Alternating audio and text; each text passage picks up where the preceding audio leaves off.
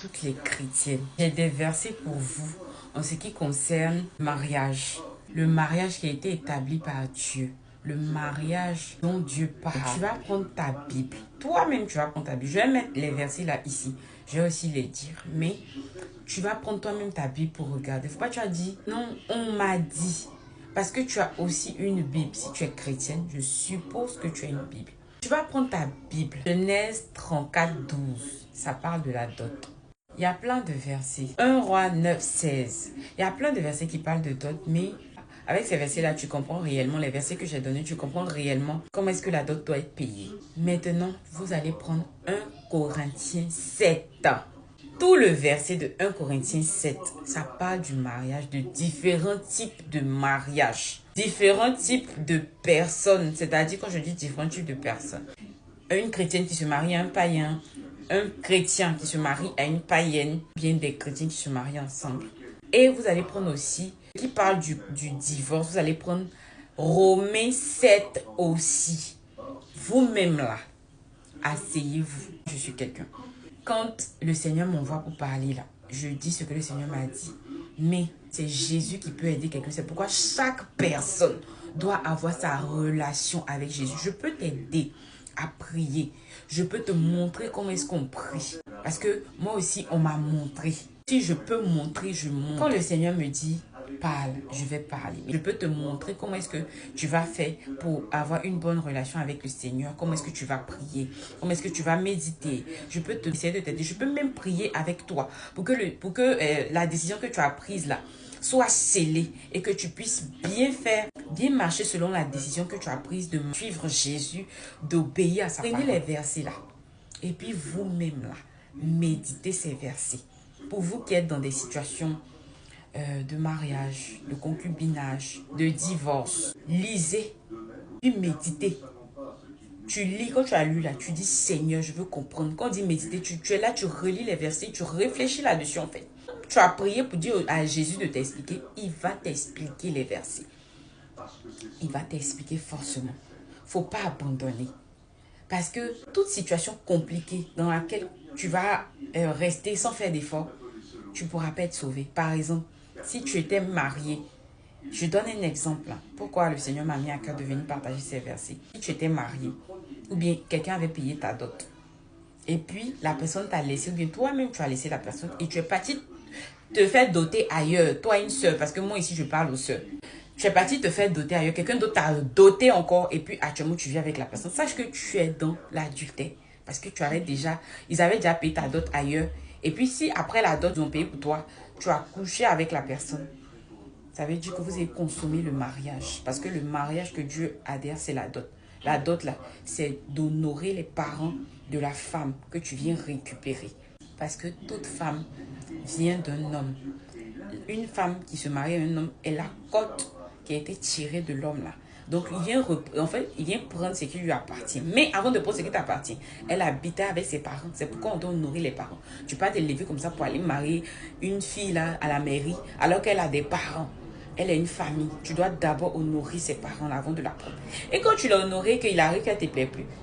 Pourtant, vous avez déjà couché ensemble. Et je vais parler du côté des soeurs. Tu décides, toi, la soeur, genre, le frère t'a chassé par exemple. Il t'a chassé, il dit, il ne veut plus de toi. Alors qu'il t'avait déjà doté. Bon, toi, tu t'es dit que non, comme c'est dot seulement, c'est pas mariage à la mairie, donc tu n'es pas condamné. Il va rembourser, vous allez rembourser la dot. Non, hein, tu es marié devant Dieu. Il t'a déjà doté, après la dot, il a couché avec toi là. Le mariage est déjà consommé. À toi de te réconcilier avec le Seigneur, de prier. Prier pour que ton mari te revienne, mais tu restes comme ça jusqu'à ce que lui, il part, il quitte la terre. Ou bien soit, si lui, il veut se remarier, toi aussi, tu dois quitter la terre. Sinon, si vous cherchez à sortir avec quelqu'un d'autre, vous êtes dans l'adultère. La parole de Dieu est profonde. Prenez vous-même, vous allez lire, puis demandez au Saint-Esprit de vous expliquer. Parce que souvent, ce qui est écrit là, c'est clair, mais souvent les gens vont dire non, c'est pas ce que ça veut dire. Donc demandez à Jésus, lui-même qui a inspiré sa parole. Lui-même qui est sa parole, selon Jean 1 là. Demandez-lui, il va vous expliquer. Parce que si la trompette sonne, si Jésus revient, ou bien si toi-même, le Seigneur t'a repris, et que tu es dans une situation, si tu es divorcé, que tu vis bien ta vie chrétienne, tu marches bien avec le Seigneur, que tu ne t'es pas remarié, que tu n'es pas dans l'adultère, c'est-à-dire que tu ne sors pas avec un homme malgré le fait que tu sois divorcé, que ton mari avec qui tu as divorcé la vie encore, que tu vis bien ta vie, tu n'as pas couché avec quelqu'un d'autre à part ton mari, tu es sauvé. Et s'il arrive que tu es sorti avec quelqu'un d'autre que ton mari, ou bien même tu t'es remarié, si la trompette sonne, bien tu quittes la terre là, tu n'es pas sauvé, sœur. Je suis désolée de te dire, mais c'est ce qui est, c'est la vérité. Depuis longtemps, le Seigneur m'avait expliqué ça depuis 2016. Il m'avait tout expliqué parce que je cherchais le Seigneur dans sa parole, il m'avait expliqué ça. Et aujourd'hui, ce matin, il a voulu que je puisse revenir là-dessus. Hier, même quand j'avais fait un live, j'avais parlé de ça brièvement. Le mariage là, c'est vraiment quelque chose qui met d'une condamnation. C'est-à-dire que si tu t'es remarié, pendant que ton premier mari vit, tu ne peux pas rentrer au ciel si la trompette saute. Quelle que soit ta vie de prière en feu, quels que soient les témoignages, quels que soient les miracles que le Seigneur a fait dans ta vie, si tu es dans cette vie, tu ne peux pas rentrer au ciel. Même si on dit que ton mari te battait à mort, du moment où tu as pris, c'est pourquoi le mariage c'est quelque chose qui est délicat. Du moment où tu as pris la décision de te marier, vous avez dit c'est pour le meilleur, pour le pire là-bas, non. Il t'a frappé jusqu'à la mort, tu as quitté la maison, ça c'est normal. Mais tu ne dois pas te remarier tant que ton mari n'a pas quitté la terre. C'est quand il n'est plus de ce monde que tu as le droit de te remarier, de cheminer avec quelqu'un et de te marier avec la personne. Sinon, si ton mari vit, tu ne peux pas te remarier. Si tu as fait dot, tu as fait mariage à la mère, tu ne peux pas te remarier. Surtout, c'est la dot même que Dieu appelle mariage. C'est vrai que le Seigneur a dit de respecter les autorités, c'est pourquoi on se marie à la mère. Mais ce que Dieu appelle mariage, c'est la dot. Donc, si tu t'es déjà doté et puis tu es avec quelqu'un d'autre, il faut savoir que tu es déjà dans l'adultère. Si après la dot, tu as couché avec la personne, si après la dot, tu n'as pas couché avec la personne, vous pouvez remplacer la dot du frère, il n'y a pas de problème. Mais si après la dot, vous êtes couché ensemble, vous êtes déjà mariés devant le Seigneur. Et si la trompette sonne, que tu es dans une situation où tu t'as déjà doté, tu es avec quelqu'un d'autre, c'est fini, tu ne peux pas être sauvé. Donc, c'est le moment de remettre ta vie en règle. C'est le moment de chercher le Seigneur pour que le Seigneur nous guide. On ne t'oblige pas à être avec la personne qui te pourrit la vie. Mais tu ne dois pas te remarier parce que toi-même, tu as pris la décision de te marier. Le mariage, là, c'est en quelque sorte une prison, une condamnation. Et tu dois penser à faire la volonté de Dieu en premier dans tout ce que tu fais.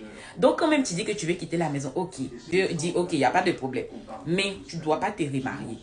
Les versets là, méditez ça bien. Parce que si la trompette sonne, c'est grave. Que le Seigneur Jésus nous explique sa parole, qui nous guide, qui nous aide à marcher selon sa parole. Il y a les dimensions, hein.